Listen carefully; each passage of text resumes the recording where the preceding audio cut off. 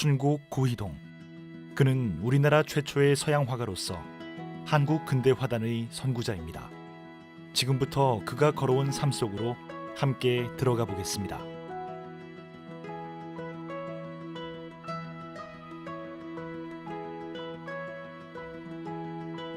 고희동은 어떻게 최초의 서양 화가가 되었을까요?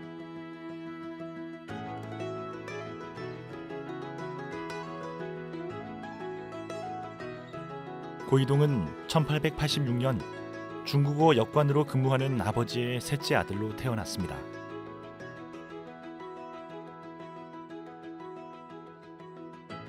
집안의 영향을 받아 그는 14살 되던 해 역관 양성을 목적으로 설립된 한성법어학교에 입학하였습니다. 불란서 사람 레미옹이란 사람이었죠.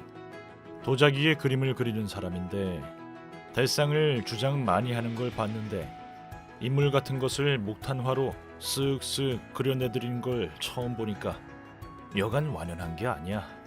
그래, 그때부터 그와 상종을 하다가 결국은 그에게 자극을 받아가지고 동경으로 간 게지요.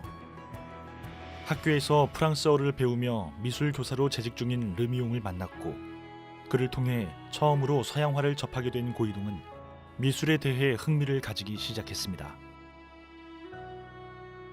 재학하는 4년 동안 우수한 성적을 거둔 그는 당시 대한제국 내각 고문이었던 벨기에인 드레와주의 통역 업무를 맡게 되었습니다. 그리고 곧이어 그에게 관직 추천을 받아 1904년 19이 되던 해 국내부 광학국 주사로 등용되었습니다. 이후 관리로 재직하며 취미로 그림을 배우던 고희동은 1909년 미술 연구를 위한 출장 명령을 받아 일본 동경으로 유학을 떠났습니다. 그 당시 국가의 부름으로 학업의 길에 오른 것은 특별한 경우였으며 그해 9월 고희동은 서양학과에 선과 입학했습니다. 이후 6년이 지난 1915년 30살의 나이에 선과 과정을 이수하고 졸업했으며 당시 언론은 그의 작품을 주목하며 최초의 서양 화가가 탄생했음을 조명했습니다.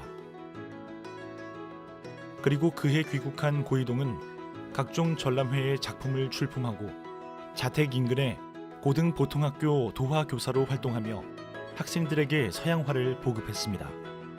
또한 당시 인쇄매체의 발달로 신문, 잡지, 서적의 표지화와 삽화를 제작하는 등 전공을 살려 화업을 이어나갔으나 약 10년간의 활동 끝에 서양 화가로서의 길을 접고 동양 화가로 전향하게 됩니다.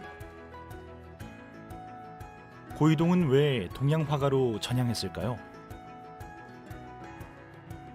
그 당시에는 조선 서양화를 이해하는 사람은 없었고 극히 높은 정도의 지식인들도 양화에 대하여서는 하등의 이해력을 가지려 하지 않는 것은 말할 것도 없다.